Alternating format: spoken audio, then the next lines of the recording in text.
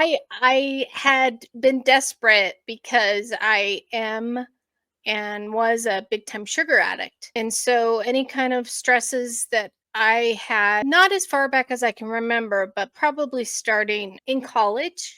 I started relying on sugar to help me get through stress. I'd sit down to study and I'd have all of my supplies there.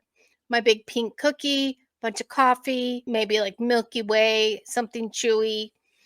And I would get through my studying, keep myself awake with those items. And as I got into adulthood and working a lot, then to maintain kind of a workaholic lifestyle, I would sit at my desk for hours, as many hours as I could work, and eat as much sugar as I could to get through the day. I didn't do it purposefully. It's not like I set out to be metabolically unhealthy and feel like I couldn't get through a workday without gaining some chub, a lot of chub from my eating of sugar, but that's just kind of the way that it formed and came down. And so right around when COVID hit, I found myself in health crisis. And I went to the doctor because I was losing my hair. And I thought that it was this new face cream that I have purchased. And so I'm standing in front of the mirror one day and I'm looking, I see all these fuzzies around my hairline. And then I start noticing that my hairline is further back and it's very thin. And I was like, oh my gosh. And I had these two big white patches on both sides of my head. I went to the doctor for vanity reasons and I said, maybe she's going to say you need to take some iron pills or whatever. I went to the doctor and I got called in instead of the phone call that said all your blood work is clear, and sat down in my doctor's office. And she said, Amy, you have the blood work of a 90-year-old woman. What's going on? Almost 50. After a series of tests and a lot of, going in for more blood work every 3 weeks to start, I ended up with stage 3B kidney disease. Also ended up with a cardiophrenic fat pad, fatty liver, high platelet count, and a myriad of other things stemming from my kidney disease. So that started me on this course with myself. And as a lot of people's experience is with traditional doctors, they were just basically waiting for me to get bad enough numbers that I would have to start on dialysis. And at that time in my life, I would say that I wasn't very motivated. I wasn't very motivated to really just go gung ho. I had to really think about, how hard I wanted to work to get well.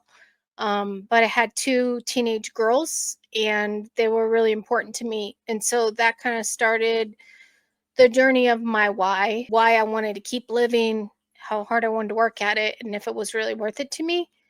I don't know if you've ever been in that spot, but that type of thinking, don't want to check out or don't want to stick around. That really entered into my journey a lot, especially at that time.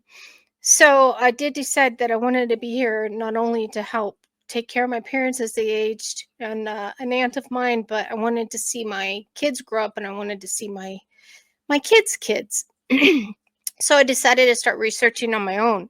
I had done the paleo diet about a decade before and had good success. And I had been exposed via Amber O'Hearn, who was in the paleo circles, to carnivore diet. And she would say, why not just eat meat? And I remembered that. It was in the back of my head. But I came across a couple different people who had healed their kidneys with ribeyes, very nerdy, like dad type guy, not social media influencer type at all. He had healed his kidneys with eating ribeyes and he seemed very credible to me. He's just a normal guy. So I started eating ribeyes and I cooked them terribly. They tasted awful. I had meat aversion. all the things that happen to brand new carnivores. I came across a couple other people who had fasted and healed their kidneys. So I started investigating fasting. I ended up in Dr. Jason Fung's private community. It was like $30 a month. And I learned how to fast in there. And I did that poorly as well. But in 9 months, I reversed my kidney numbers. And I was released from my doctor. The only thing that really lingered was a difficulty with filtering out potassium. And I'm still careful with that to this day. That happened. I reversed my kidney disease. I got really lucky. Um, by the time I healed, I had already developed like gait where I would walk kind of dragging one foot behind me. I was very hazy. It's definitely a horrible feeling, like just the feeling when your kidneys fail is kind of like you just don't feel completely with it. You're tired, but also your brain is foggy. Um, And so during that time, my work suffered, and I had a difficult time concentrating. I remember I was sitting at this desk actually, and I had been cleared from my doctor that day. I said, when do I have to come back for blood work? And she said, you can just do normal physicals on a normal schedule. And there was a package of gummy bears on my desk that had been there, like one of those small Halloween packages. And it had been there the entire 9 months when my kidneys were healing. I didn't even think about them. I was pretty determined during that 9 months to just stick to it. And I picked them up. I opened up the package. I put the gummy bears in my hand. And I said in my head, I was like, should I eat these? And apparently the answer was yes. And it took 9 more months for me to gain back all the weight I had lost, which wasn't a ton, and gain 30 pounds more. At that time, I think it was July, and I was like, "This is gonna show up on my blood work." I completely screwed everything up. It was a terrible feeling, and I thought, "Okay, Amy, do you wanna live, or are you just gonna jack around here with this and see what happens?" And so I decided August 1, I'd go full carnivore. I made some changes. August 1, I made some changes to combat my fully alive sugar addiction. I'd always been so thirsty when I was carnivore. So I added a flavored electrolyte. I had that 3 times a day. I gave myself permission to do that. I did zero fasting. And every time I was hungry, I ate. Um, my sugar addiction was terrible. So when I would eat and my blood sugar would hit my blood, then my body would expect for me to follow it up with a whole bunch of sugar.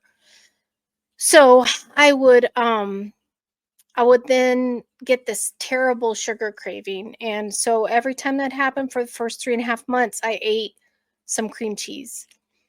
And that brought my craving down.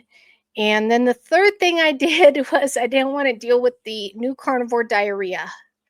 And so I had read in some forums, some guy said, just use lipase, just use lipase. So I used lipase. And those are the three things I did. And I made it 3.5 months with not very much cheating at all. And that kind of started me off. And after that, I ended up uh, losing 70, 75 pounds. Um, Started wearing fake lashes and went to the fake and bake, and kind of refound myself again, um, and refound my zest for wanting to live. Um, and I enjoyed it. I mean, I started lifting weights. I fully transferred my sugar addiction probably to weightlifting, took out all of my aggression, exhausted myself in the gym, continued to learn about carnivore diet, started coaching carnivore diet. Then I got hit with another little wrinkle with an unknown UTI that I didn't know about. Ended up getting septic shock. And when I went to the emergency room, I remember there was a guy that had uh, collapsed in the waiting room, and I was in intake room with the nurse. And I could hear the wife. She was like, "Oh my gosh," her husband had collapsed. And I said to the guy, "You can skip me and go help him." And he said, "No, I can't, because you're either under having a heart attack or you have septic shock." And I remember I knew about septic shock because people my parents' age in my parents' life had passed from it. I knew how serious it was, and I remember thinking, "Gosh, I hope it's a heart attack and not septic shock."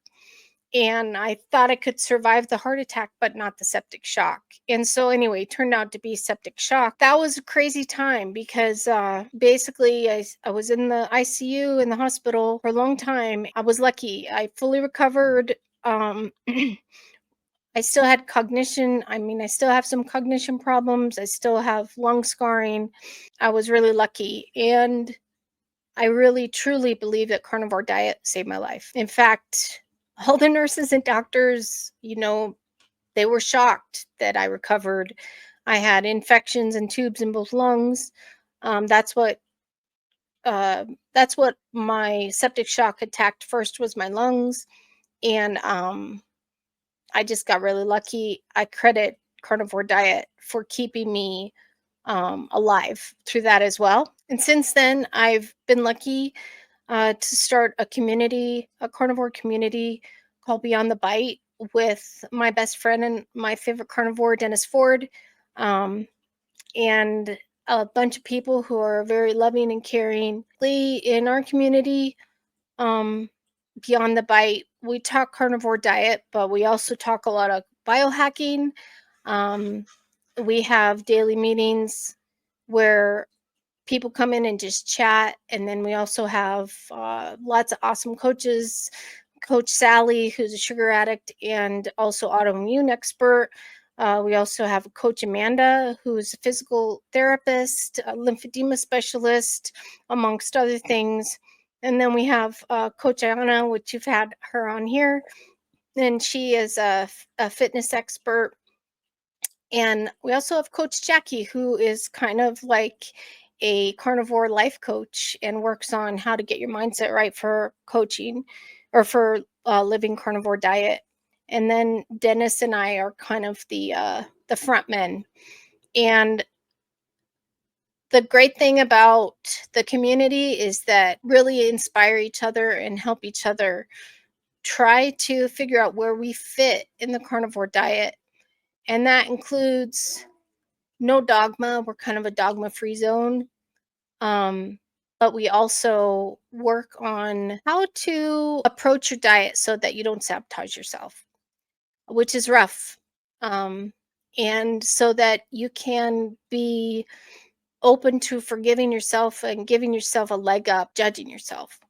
And that sounds kind of woo woo and mushy gushy, but the truth is a lot of people approach taking care of themselves from an emotional standpoint, not from a logic standpoint. And so what we do is we approach that and try and save our lives, while at the same time giving ourselves some comfort emotionally, mentally, and intellectually. So here I am today. I do love talking carnivore diet.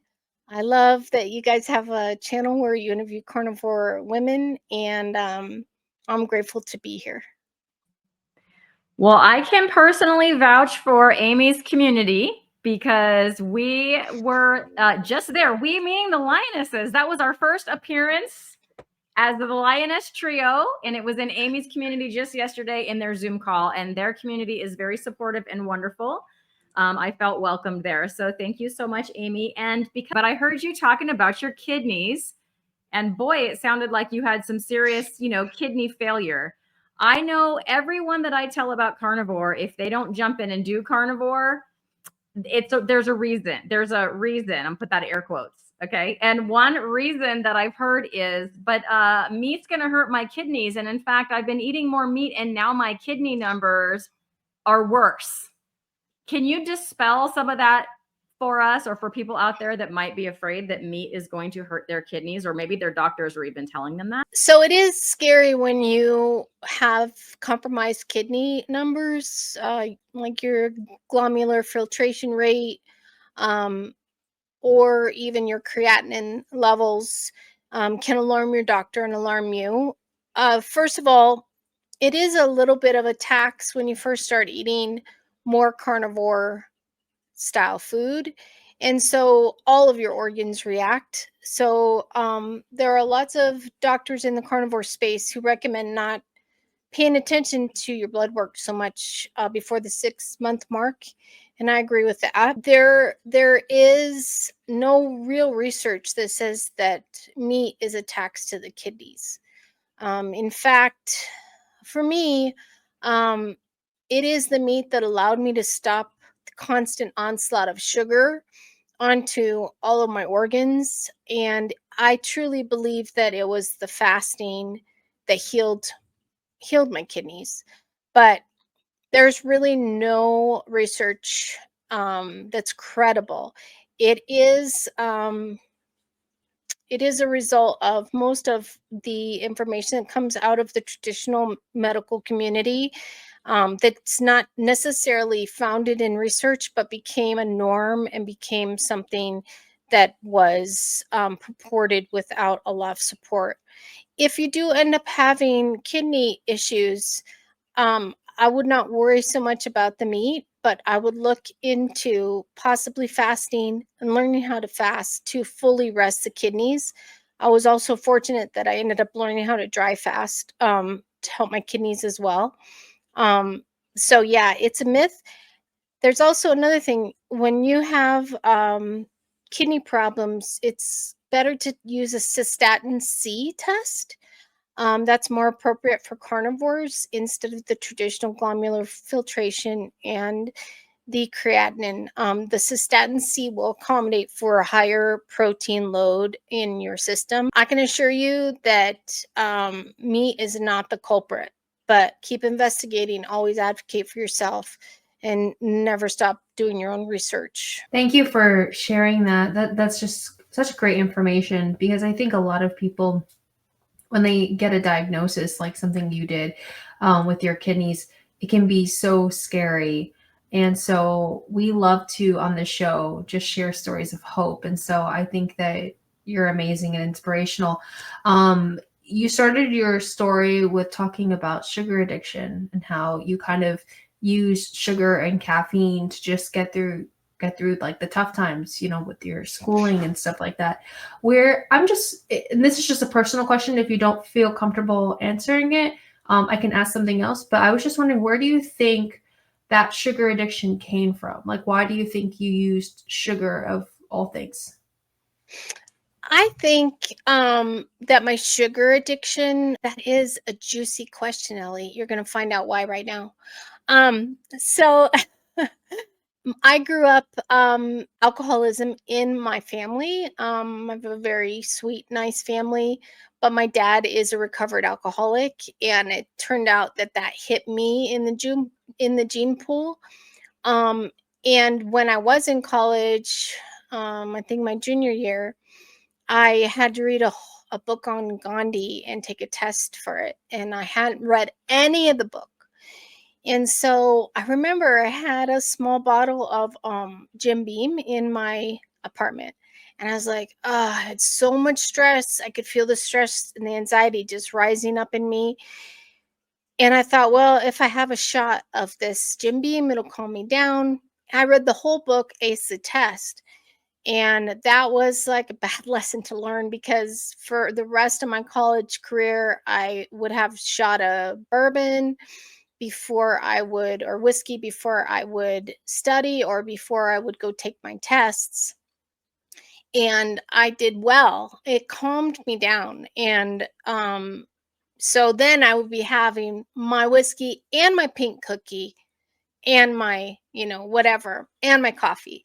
So going through that experience, that's something that was innate in me, that I wasn't managing my anxiety, and I already probably had this predisposition to alcoholism. Ended up having to go through AA and get sober in 2003, my experience withdrawing from alcohol is not as bad as my experience withdrawing from sugar. So my alcoholism yielded my sugar addiction. I don't know which came first. It's a chicken or egg thing. But in any case, being able to calm myself down without using a substance has been a real journey for me. In fact, I'm a huge fan of Julia Ross's work, which is the diet cure, the mood cure, and the cravings cure. And in our group, we use amino acids a lot, like L-tryptophan, L-tyrosine, things like that, to allow us to get a hold of anxiety naturally without substances. And so I've had to really concentrate on that. And then also being willing to feel anxiety, using something that we use, which is an exposure process where we allow ourselves to feel anxiety. And then we use a detachment type of statement.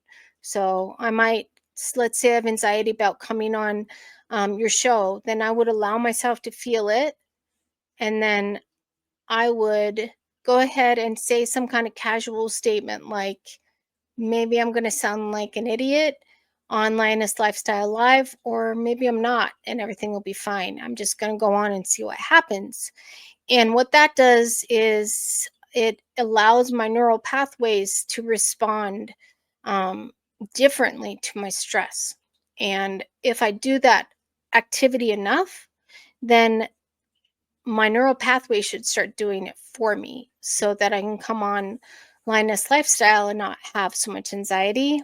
And so that has been my journey with extreme anxiety.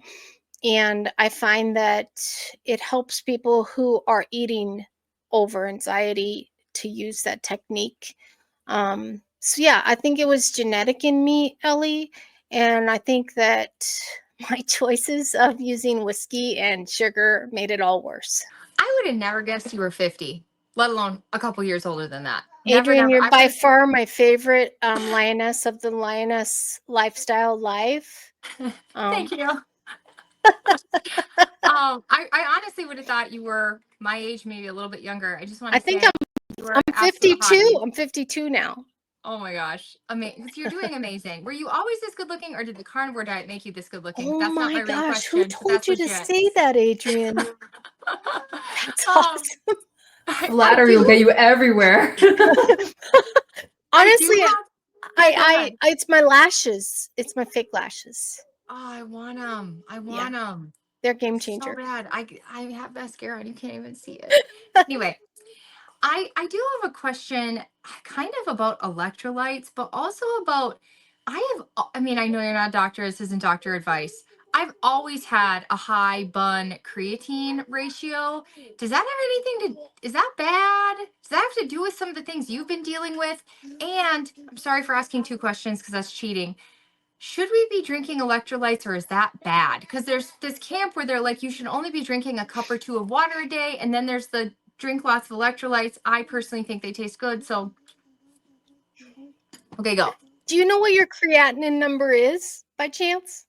Yeah, I do, because I was sitting here pulling it up. Hold on one sec. So she's asking about her BUN, but it's the creatinine that will tell me that'll give me the magic. The creatinine number is the important one. Yeah. And so when you are carnivore, you will have a higher creatinine number often. That's why the cystatin C is good. But I am curious. 0.73. It's great. Yeah. So if it goes over 1, then you want to get concerned. 0.73 is not bad.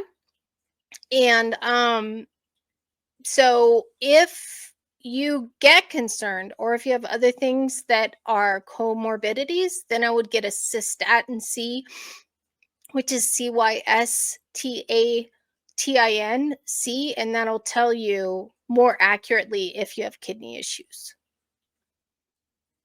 And then on the electrolytes, so a lot of people use electrolytes for various reasons, also for cramping. In our coaching, we will typically tell people, if you're using electrolytes and you're having cramping, then stop using your electrolytes.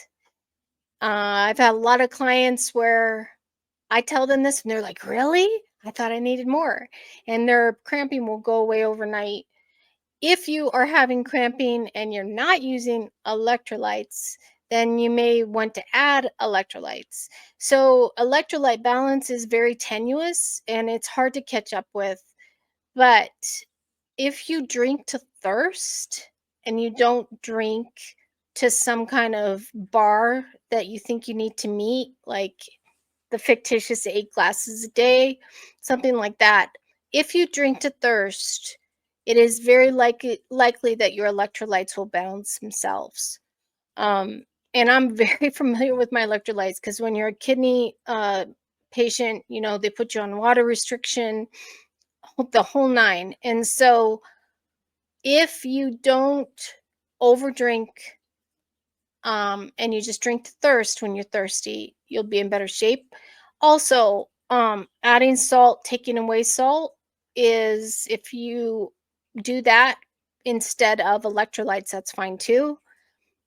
And if you love them, you should just drink them, Adrian. If it's not causing you any problem and it keeps you carnivore, then drink your electrolytes. That's what I think. I'm so glad you said that last sentence because I was about to ask you another electrolyte question, but now I don't have to. I was going to say I started them because I was cramping, and now I just like them. You know what I mean? Like, yes. It was a long time ago. Like, should I wean myself off and see if I cramp back up again? But, you know, anyway, I love them too. I'm with Adrian.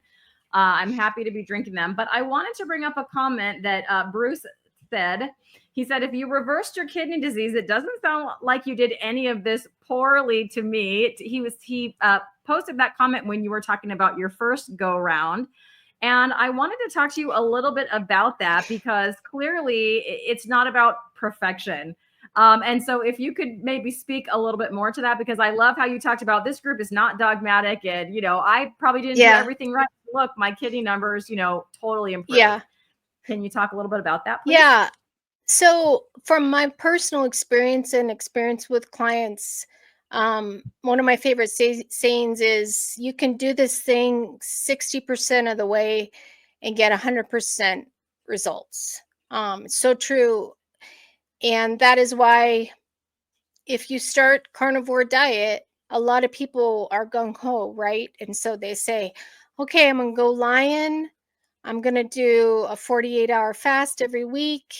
And I'm also going to stop washing my hair and shave my legs. Whatever you do, you know, gung-ho, all the way crunchy carnivore. But the truth is, if you just do a little bit of it consistently, then you will get results. And so for me, the first time when I reversed my kidney disease, I didn't know how to cook steak. And I didn't know how to get through a fast without being completely miserable. Since then, I've discovered that you need to listen to yourself first and foremost and what you can live with, and not try to hold yourself up to some pundit or influencer standard. That's pretty much the most important thing. There are a lot of people in the carnivore space who have never been overweight. A good rule is, if you want to figure out how to be a skinny you-know-what, then ask the fat person who is a skinny you-know-what now and eats carnivore diet. And a second thing is, if they haven't had the kind of challenges with metabolic derangement that you've had, they're not going to really be able to tell you anything special. You need to find a community or people who have been through it. You know, who understand that there are challenges that aren't just physical. You don't just, as a robot, start eating carnivore food and you're magically, in the clear. There are a lot of things to tweak. And so I would recommend that you do things that work for you personally without any fear of stigma. And then you add things as you go. As you go, then your blood sugar will get under control. Like Ben Bickman says, if you try to start this thing and your insulin's still way high, hunger will always win. So the first task is to eat carnivore food until your blood sugars stabilize. And then you have more freedom of choice. During that time when you're nourishing yourself, it's really important to divorce your mind from any shame and guilt. Shame and guilt makes us eat. Shame and guilt is a liar. And this is a logical process, not an emotional process. And so when you go into it, you need to keep your body full of nourishment and your stomach full of food. That way your mind can be free. And that way, when you get through that danger time, then you can start playing with your carnivore diet and you can start working on the reason that you ate in the first place. But until you re-nourish yourself and stop trying to be like some kind of new carnivore badass, then you're just putting yourself in a spot where it's not fair to you. And so nourishment first, and then you can start playing around with everything that you want to do in carnivore diet. But you need to be forgiving of yourself, and you need to find other people that you can share that initial misery with. Oh, I think that was such a beautiful statement. I think that, yeah, I feel like, especially, I could relate a lot to what you said. I have a lot of guilt and shame and, frankly, really low self-esteem just from years of not caring about myself or thinking I was worthy of anything. I think that changing my diet really did open up, I was able to stop using crutches and start to do the deep internal work. But I think it's really refreshing to hear you say that you're not dogmatic and you think that even if you do 60%, that's okay. Yeah. And I agree with that, honestly. What would you say, just in case somebody's watching and they don't know what we mean by a dogmatic carnivore? Would you mind defining that for us? And what was your experience with that? A dogmatic carnivore, I mean, they're usually not in the pundit category. A lot of pundits are they know that this is a process and a journey, but if it's a dogmatic group, then they're going to say something like, that's not carnivore, or you're not doing it right. You shouldn't be adding ketchup. Or if you're going to go work out in the gym, you should only be doing these exercises, and so forth and so on. It can go on forever. But carnivore diet, even though we in our group we call it carnivore royalty. There are people out there that look good, talk well. Those aren't your people. Your people are the community of people who are imperfect like me, and those are the people who come together and help each other.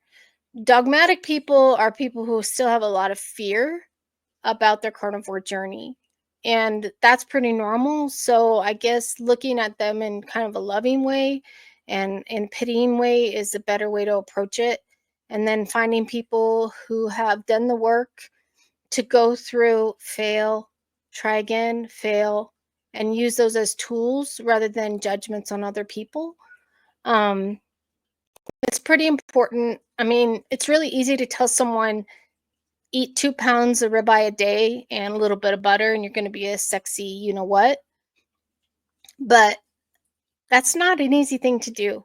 And there's a lot that goes into that. And so because of that, dogma has no place in carnivore diet. I mean, even when you listen to like Michaela Peterson, she says, I don't want to be a carnivore.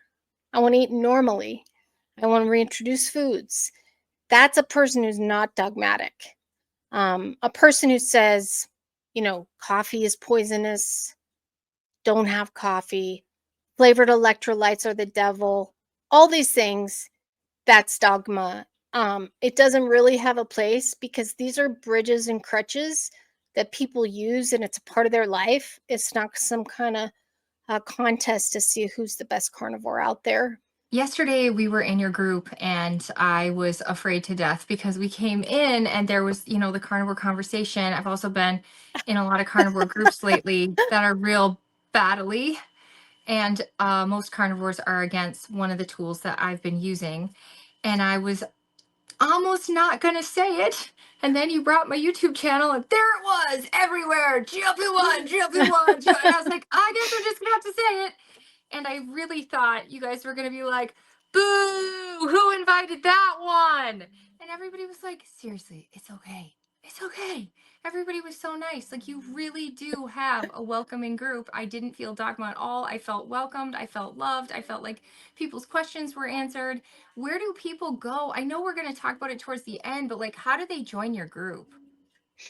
They have to join through an invite. And it's on my Instagram page. It's also on my partner's Instagram page, Dennis Ford's Instagram page. And then if they just Google Beyond the Bite Carnivore Community, they'll find it that way too.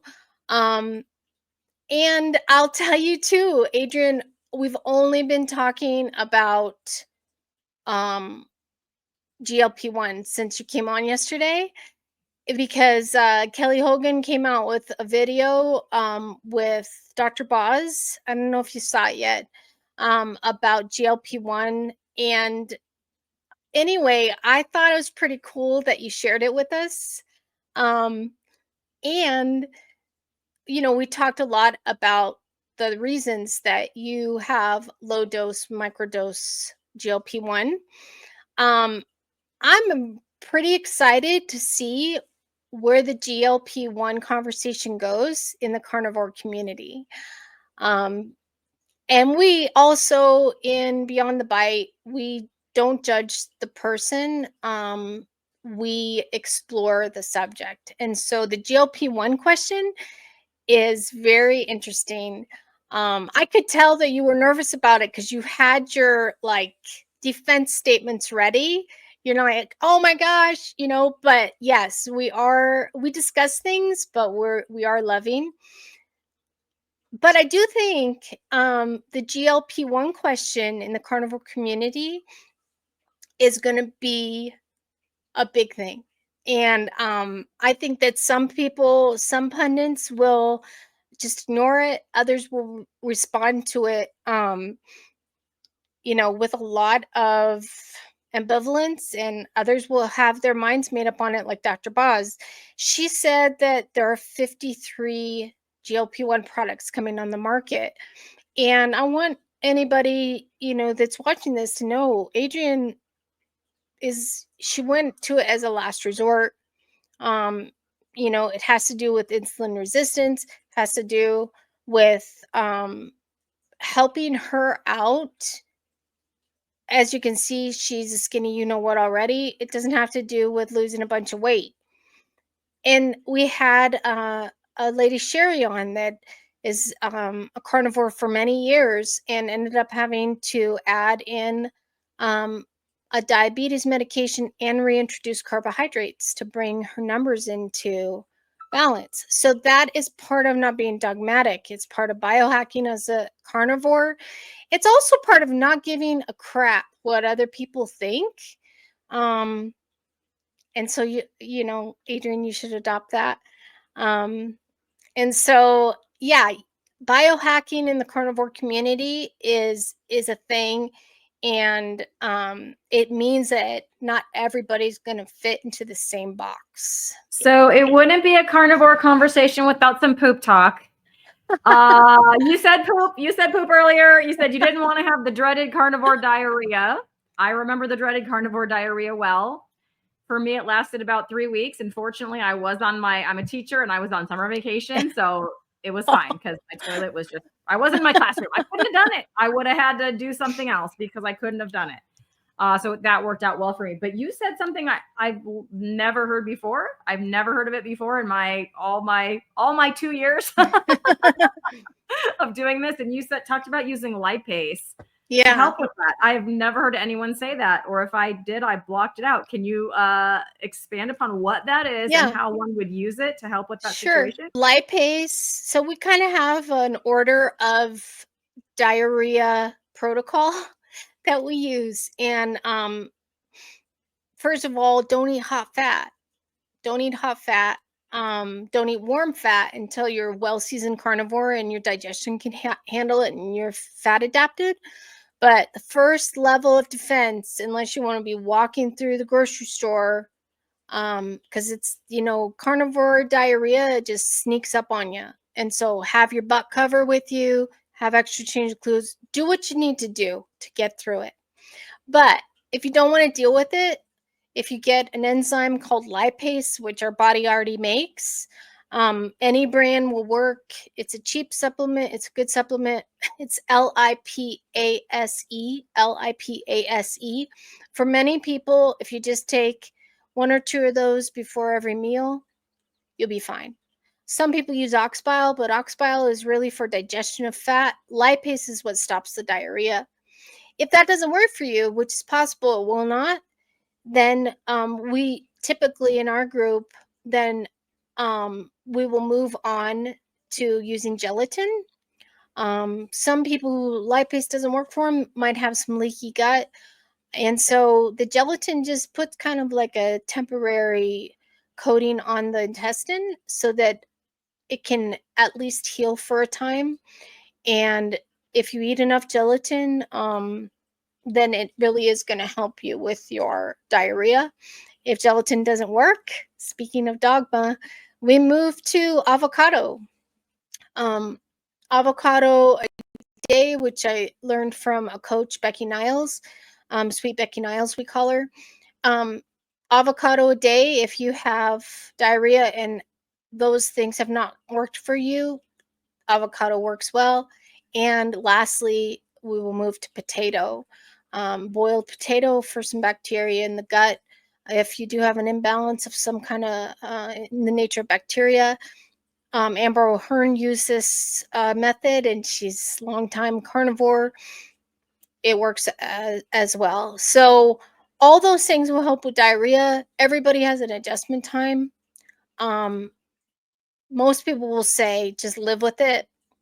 You can't do that if you want to lift weights or have a life, or you need some kind of help so that you're not in terror and fear all the time.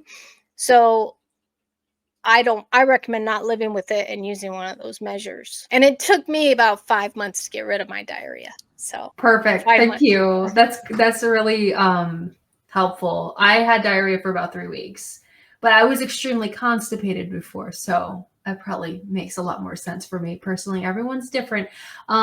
We do only have 10 minutes left of the show, but we do have 2 starred questions. So I would love to, let's do a rapid fire on these if you don't mind, because we want to share your socials and any upcoming projects. And we also have a meaty wheel that we want to do. So Bruce says, please define hot fat. I think I know, but I'm not sure. Hot fat is, I couldn't make a bad joke, but I'm not going to. So hot fat is any fat that is not cold fat. So let's say that you just started a carnivore diet and you've got all of the fat, the rendered tallow left in your skillet from cooking your steak. Don't take it and pour it over your steak and eat it. If you're not fat adapted yet, it will give you diarrhea. A lot of people rely on something called a fatty latte because it's popular in the carnivore space, where you put butter. I mean, it comes from the bulletproof days. You put butter in your coffee That's going to give you diarrhea if you're a new carnivore. It's hot fat. So rendered fat, hot fat, we're not quite ready for. If you make a soup or you make anything like that, you might want to drain your fat out until your body adjusts. Perfect. Thank you. And the other started question was from Gail. Just curious, how long were your fasts, Amy? So when I did my fasting with my kidneys, I could barely make it 24 to 48 hours. But during my 75-pound weight loss, I would fast anywhere from 18 hours to 72 hours mostly.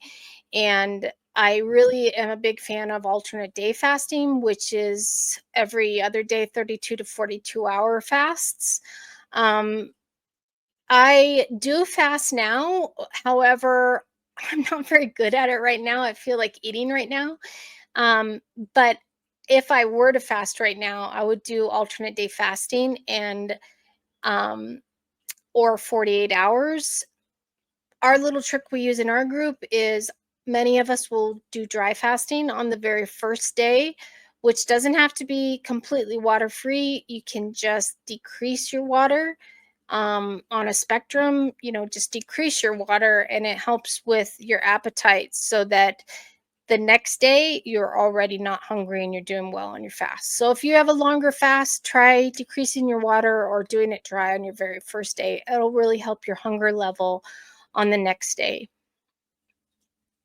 Perfect. Thank you. This question just came in. This will probably be the last question that we answer from the chat. I'm sorry, guys, about that. Just to be aware of everyone's time.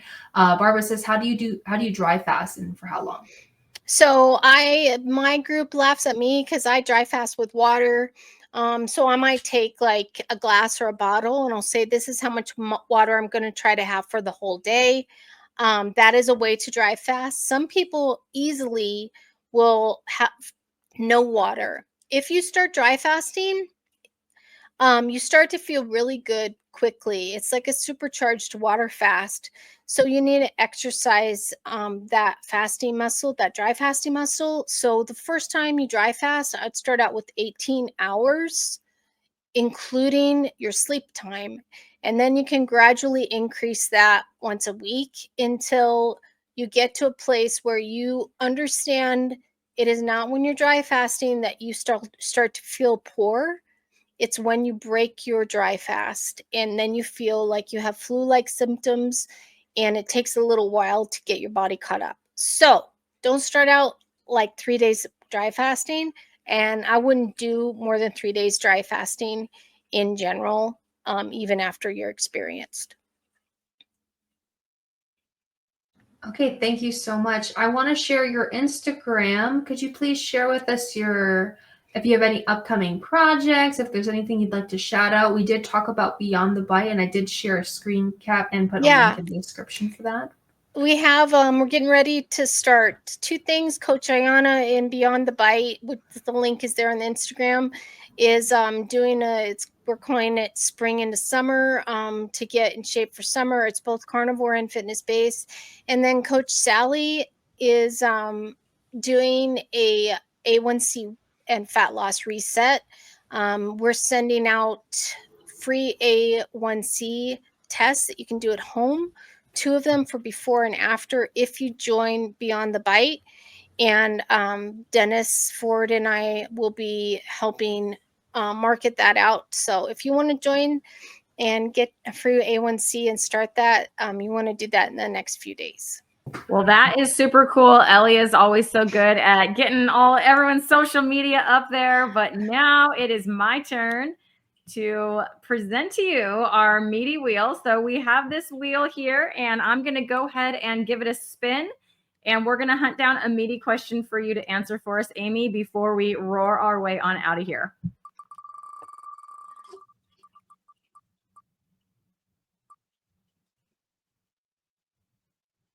Okay, here's your question. Are there any foods or meals that hold special significance or memories for you? And do you miss those since switching diets? I would say that yes, I really miss gravy. I love to make gravy, and I like like Dennis and I, we will eat sausage gravy, which is really easy to make carnivore. You use cream cheese, some spicy breakfast sausage, and the kind that you break up, and a little bit of chicken bone broth, and there you have your sausage gravy that you can put over your chaffle. You can put it over a chaffle instead of a biscuit, and it's still carnivore. So yeah, I miss gravy. I wish that I could make gravy, but it's hard to make it carnivore and almost not worth it. Awesome. Thank you. That's my job. Sorry, I'm distracted over here by the baby lion, who, by the way, is very close. Very good. Okay. If everybody could get your roars ready. Are you going to roar with me? Can you come Yes, roar with us. Oh, he's already roaring. I love it. I love it. 3, 2, 1. Oh, watching these so roars in the cute. chat so we can put them on screen. That was a great roar. Great job. What's his name, Adrian? Volmer. It's a very Volmer? name. Volmer. Volmer. Oh, I love it. Good job, Volmer. Yay! They loved it, buddy. Woo! Thanks, Danielle. Oh wow, you have some good roars. Awesome. Oh, that was Dennis and Roar.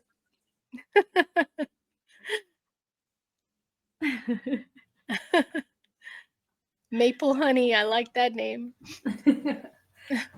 Well, from everyone here at Lioness Lifestyle Live, thank you so much, Amy, for coming on and roaring with us. We absolutely loved having you, technical difficulties on my end aside. And from all of you out there watching, we'll hope to see you back in 1 week. And next week, I believe that we have a Lioness Roundtable scheduled. So stay tuned for that topic. We are looking forward to chatting with all of you. But until then, good night, everyone.